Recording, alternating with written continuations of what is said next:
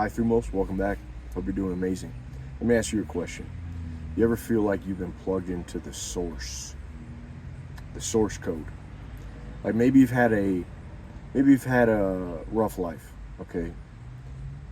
Have you ever had a period in your life where you felt freaking invincible? Like all the answers were coming to you, all the knowledge that you needed was there in the present moment, all the motivation, the sheer just energy and will existed within your being, where you didn't need to look outside, you just simply had to maybe absorb that thing, that source, that source of energy and wisdom. Let me tell you, I have. Sometimes I get it when I'm making videos. It's like the thoughts appear out of thin air. Seriously, sometimes everything just clicks, dude. Like it just clicks. Life just clicks. When I was at my lowest, my brokest, I didn't matter. It was like sometimes things would just click. So have you guys ever had this? Do you think that a source exists? Is there a source? All right. Because I do. Now, what's interesting to think about, and let me go a little, expand on this a bit more. It could be when you're talking to people. Sometimes at the High Through Most meetups, we'll have like 15 guys sitting around in a group, and we don't even always. Some of these guys we never met, but sometimes, most of the times, it's like we've known each other for years once we start talking. What I've noticed in every conversation with another stranger, if you get past the initial phases of anxiety and awkwardness, you're often opening up yourself to a different phase where you kind of both step into that source and you get to what is real, and now you enter a state of flow. There's an author, his name is Macaulay Csikszentmihalyi, and he created this book called Flow, The Science of Flow. That's not what I'm speaking of. I do believe flow exists, but what I'm speaking of here is something above flow. Tapping into an actual source, not just being so immersed in an action or a project that you don't have to think anymore. What I'm talking about is tapping into a higher state of being that elevates you to a position where you can adequately sort of process, and you have these points of reference where you can understand new concepts and you can peer into life and you can gain new understanding. That's what I'm talking about. Okay, I think that exists when you're talking with people, when you're trying to be creative. If you find yourself here now listening to this video, you maybe are going through a rough patch in your life. You're not happy. You kind of, where's the joy? I feel like every day is a carbon copy of itself. Where is the happiness? Where's the purpose? I'm telling you, bro, like you got to tap in to the source.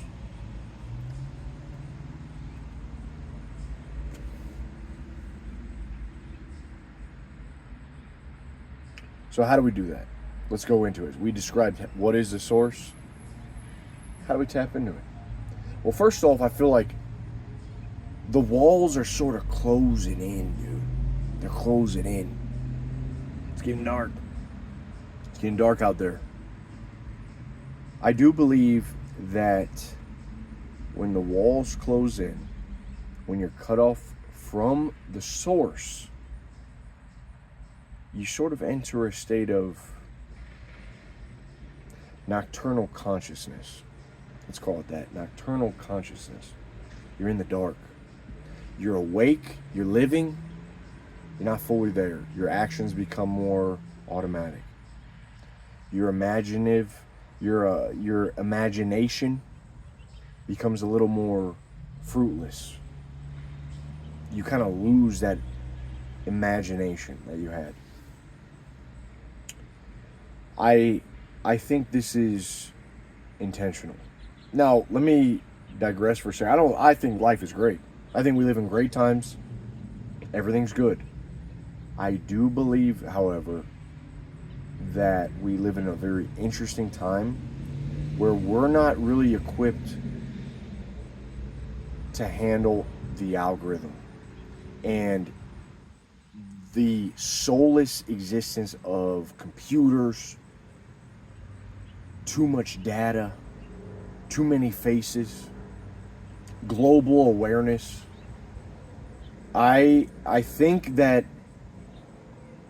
we're not really, there's going to be consequences, man. And it's very interesting to think that we are the first ones to kind of be here. My parents didn't have the internet. It probably would have helped my dad out a little bit. Here's the red pill, Dad.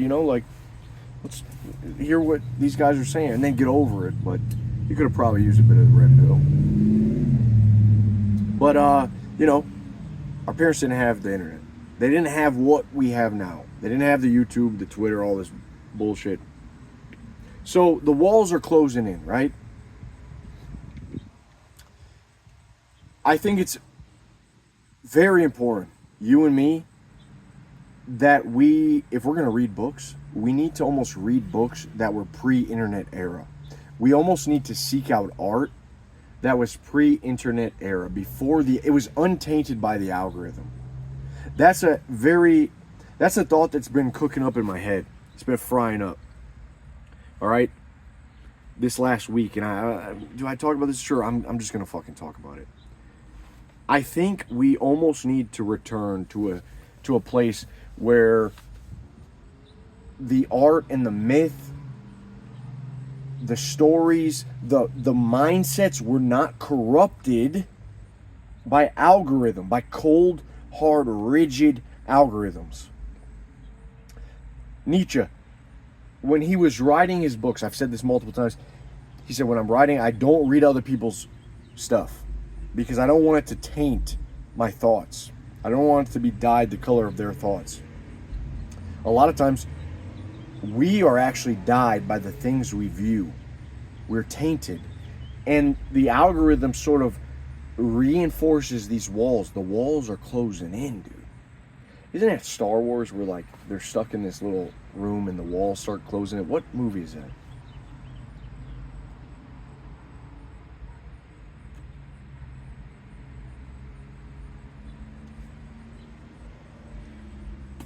This is a great little cigar, by the way.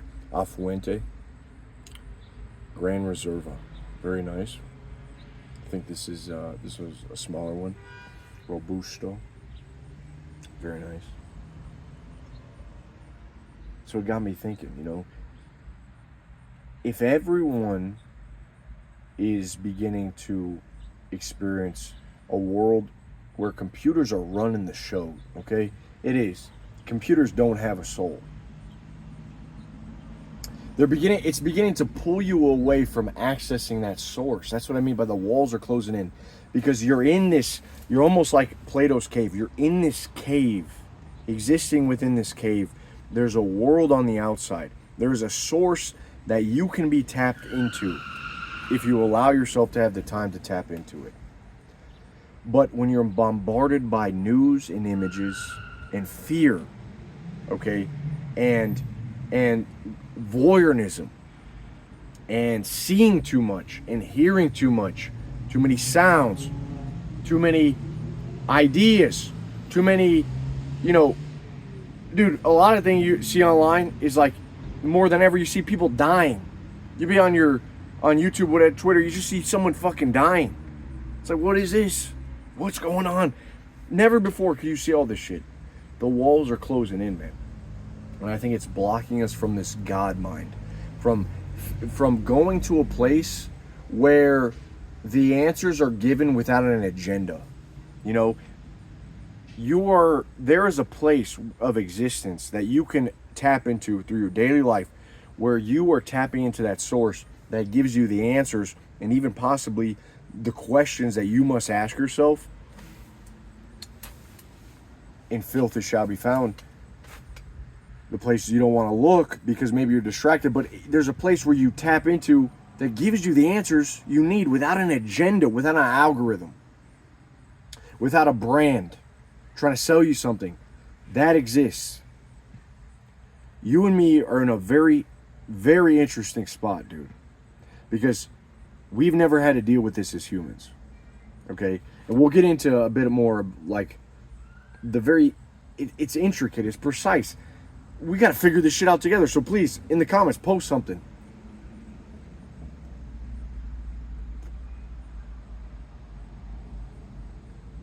But before I move forward, let me make this point clear. I've been trying to do this in my own life. I want to visit books. I want to have art. I want to digest the myths and the symbols. And okay, I go back to symbols. Dude, there was symbols before the computer that meant something to people of that time. Okay, you can take the swastika, for instance. That wasn't a German thing. I think the Indians came up with that. The Brahmins or the Hindus, whatever. That was taken from a tradition and changed into something else. So you see things corrupted over time. But there needs to be a sort of return to a place where you're digesting content that is not tainted and corrupted by algorithmic forces, by cold, hard, soulless computers. Okay, you see this in the authors that come out today. They write a book. Many of these guys have YouTube channels. They write a book. It's almost like a blog, a combination of all their Twitter thoughts, Instagram thoughts. Authors of the past had to meditate on a very specific idea. And when they wrote that idea down, they were thinking it through. They were going into the depths of an idea. They weren't just quickly glossing over it, telling you some bullshit, and then on to the next. It wasn't a Twitter post, 150 character Twitter post, whatever it is. It was an idea that sat with them for weeks, for months, that they wrote about, that they picked apart. They found a way to use the right vernacular, language to really drive that point home. You don't see that. You don't see that because a lot of the stuff we see now is to grab your attention, to grab your emotions, to harness how you feel, and use that to sell you something or to get you to think a certain way, to get you to buy into an idea that, you see this the most with women. Women, that is why it is so important for men to be astute and to be savvy to the process of those walls closing in, because I truly believe that some women are gifted with the ability to tap into the source, but I think that survival is so hard on a woman that she almost needs a man to sort of link her, to bridge that gap to this sort of intelligent source. And so many women are kind of lost. And, the main talking point with a lot of, we're not going to get political here, but the main talking point with a lot of women that are voting for Kamala is like, she's not Trump, because they've been fooled into hating this individual person. And also this talking point that like, I want to be able to get an abortion if it comes down to it. Like that's the main thing you're thinking of in this walk on earth, is that you want to vote for someone that's going to rule the country so that you can get an abortion if you need to.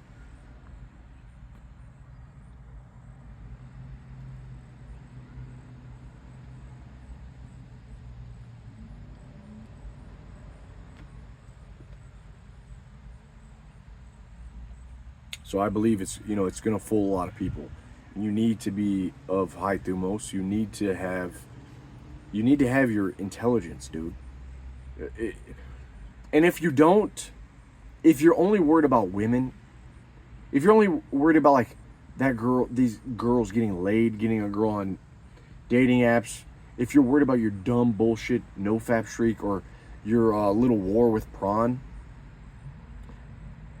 you're just like stupid. your life is so much more than these petty problems.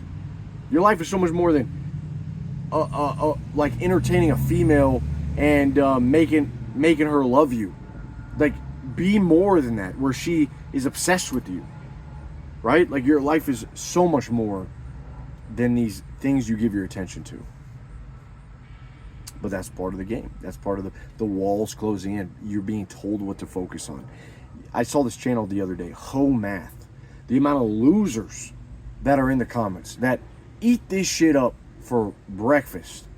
They eat this shit up, Ho Math. Oh, dude, hypergamy exists. No shit, dude. Find a girl that's attracted to you. It's not that difficult.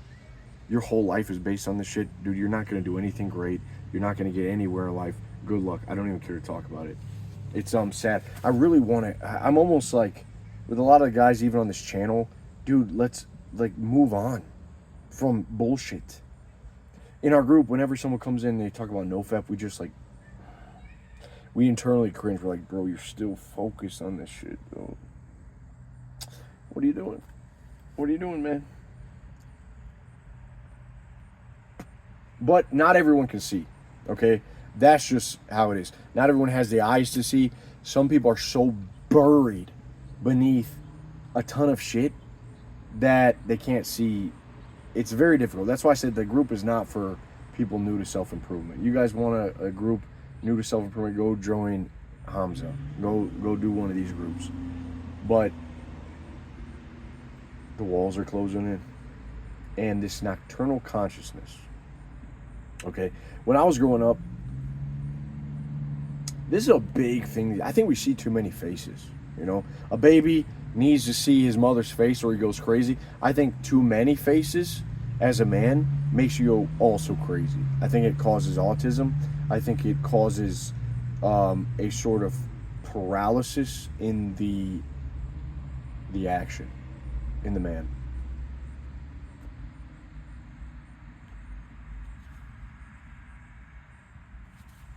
So, you know, there is a sort of voyeurism that is happening now. When I first started working out, when I was 15, 16, my favorite thing to do was, you know, outside of the gym, was to go to the store and buy a muscle magazine. And I used to rip out the pages of the magazine and I would hang them on my wall. I had pictures of Arnold, Franco. I had pictures of, you know, just these golden era bodybuilders. And it inspired me so much because I could see them. I saw the greatness. But I wasn't flooded and inundated with so much of their faces where I felt like they were better than me. Like, I felt like that was an attainable thing.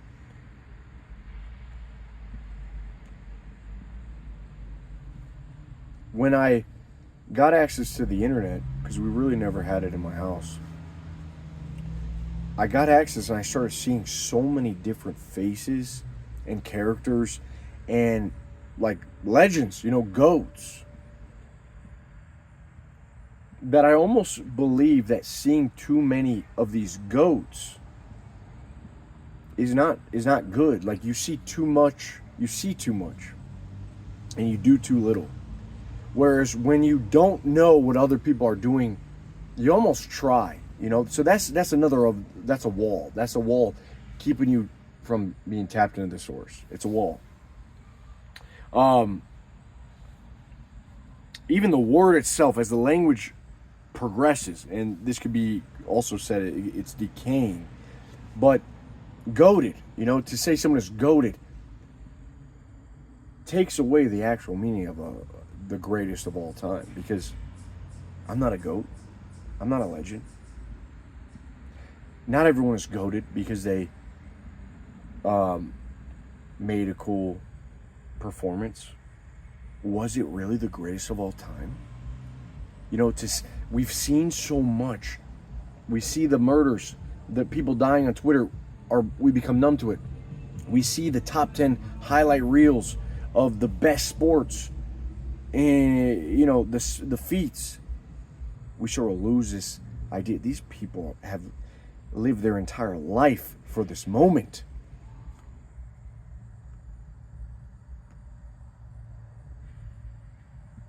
So I think this voyeurism. We see all the hottest girls.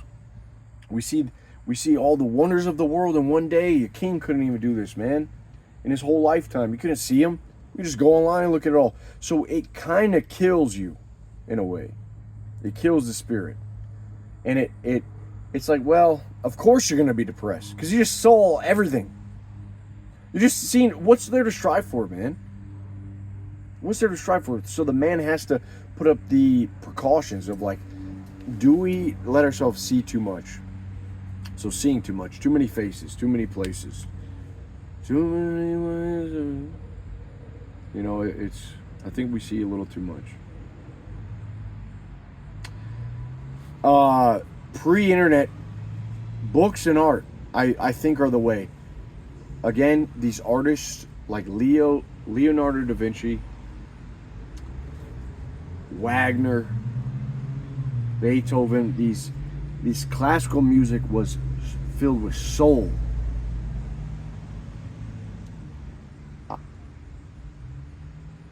That art was filled with soul. It was filled with the source. It wasn't meant to hook you right away.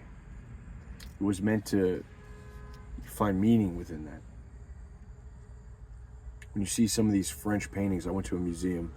I saw some of these paintings like, oh my God, dude. One of my favorite paintings all the time is they're on a boat. If someone can tell me what this painting is called. And they're rowing. There's a single boat, and maybe I'll use this for the thumbnail, and they're rowing towards this like forest, there's like stones on the outside, like rowing towards death.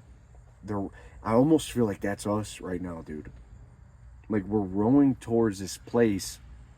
We're being ushered into this place where the walls are closing in. That's how the picture looked. The walls are closing in. It looks suffocating almost. It looks like, you know, there's going to be nightmares here to face. There's going to be vampires to slay. There's going to be enemies. Wolves at the gate.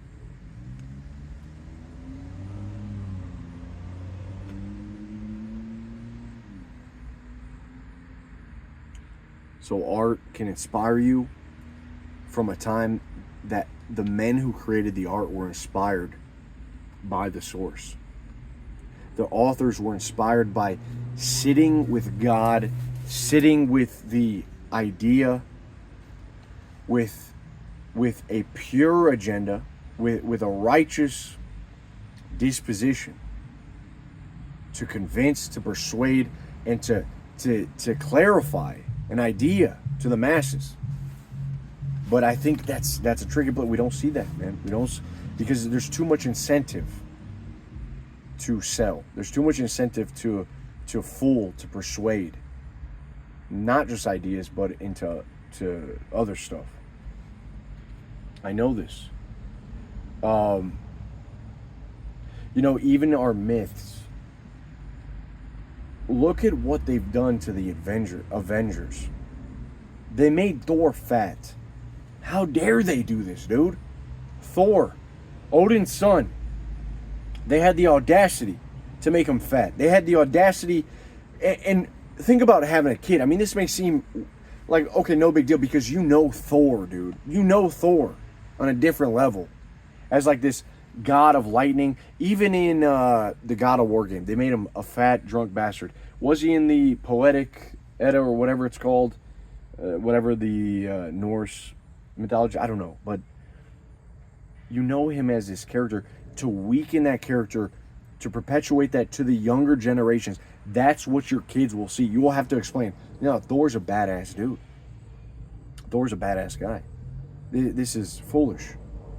So the myth that captured a bit of the source material, that occupied the mind of the individual, that would lend you strength. Dude, I want to be close with the gods. I want to be strong. I want to have that spirit. That gets corrupted, dude. That takes over. The walls are closing in, where you don't even get a chance to see what's outside of the cave. You don't get to see. You have too many weak characters who stand for nothing. Too many weasels. Too many like weak males. That becomes the normal.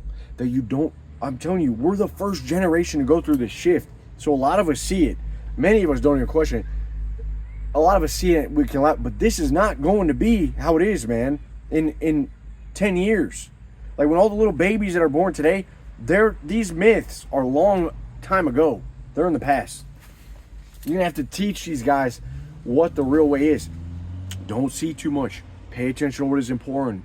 Not everything matters. You can actually be great. You don't got to see all the goats. You don't got to pay attention to these lame myths. Right? We see, I mean, dude, it's the walls come at you from every direction. You're sitting there, you're trying to be connected, but you can't because you have the people obsessed with sports, and then you have the media, and then you have these games pushing an agenda. The walls are just like hitting you from every angle. You're like, bro, you need to be like Samson, dude, in the Bible. Like, you got to break out of these fucking walls. So, you know,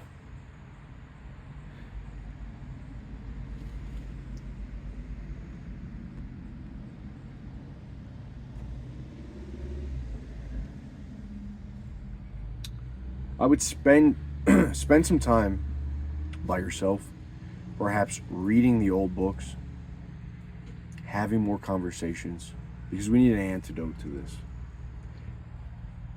Sometimes I'll light a fire, I'll just have a cigar, sometimes not, or just think. The more time that you can be alone, it says in the Bible, be still, man. Be still and know that I am God. Because if you want to talk to God, if you want to talk to the source, if you want that energy to come into your life and to show you the path, illuminate the path ahead, and you have to allow time to tap into that source. If the devil exists, the devil exists in the Bible, and he was like the angel of music and beauty, you know, like music. And what more do we have now than music just pumping in people's ears 24/7? Two idiots getting high and talking about bullshit that haven't tapped into the source themselves. They're just retards that smoke a bunch of weed and watch more podcasts. Dude, if you want to speak truths, if you want to speak oracles, if you want to know the path ahead of you and see it illuminated, tap into the source. Okay? That exists, and it's yours to experience.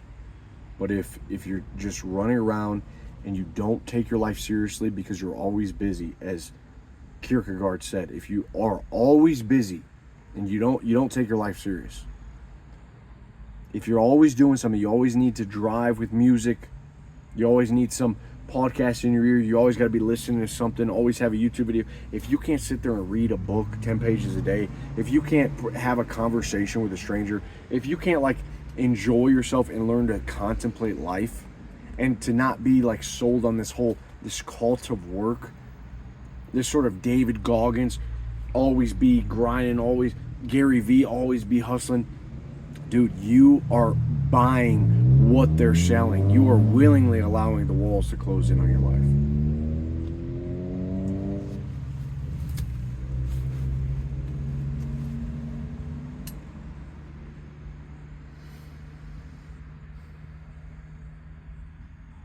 So that's really it, man. You want to be untainted by the algorithm. You live in a world of computers. Computers don't have a soul. So they shouldn't have a say in how you feel, in what you view, and what you think. Okay? And we're kind of new to dealing with this. I get that. We are new to dealing with this. You're going to need some help.